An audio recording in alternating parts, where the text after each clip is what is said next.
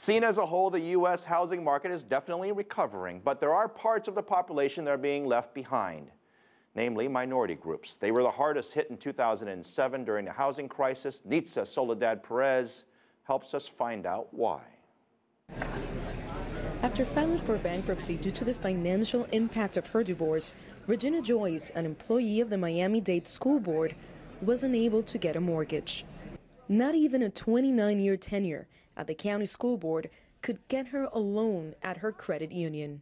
I felt like I was being labeled, that once you make that mistake and once you have bad credit, that they don't give you a chance, the opportunity, or nothing, or to look up.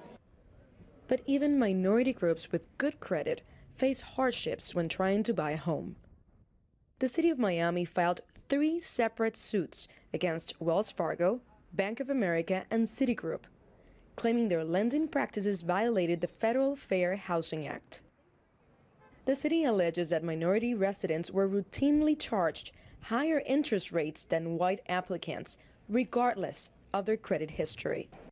According to a recent U.S. Census report on home ownership, white households are getting more benefits of the current housing boom. Their home ownership rate is close to 75%.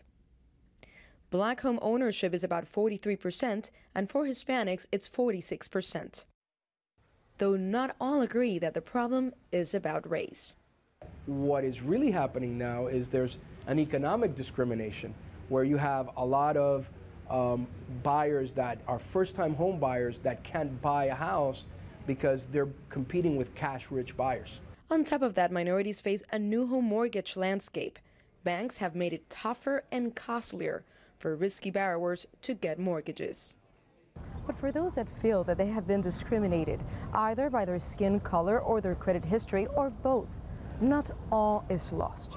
There are some organizations out there willing to assist them if they're really committed in achieving that American dream. Our organization is character-based lending. If you can show us that you have been a responsible renter for the past 2 years, that you're in a stable job, not necessarily a doctor or an attorney or someone who earns 6 figures, that's not what our program is about. Our program is about educating. Our program is about making sure that you don't end up on the other side of the foreclosure problem. With the assistance of this organization, Regina Joyce has been pre-approved for a $145,000 loan.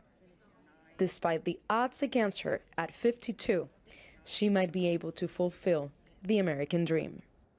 That is, if no other buyer with more cash outbids her ambition. Nitza Soledad Perez, CCTV, Miami.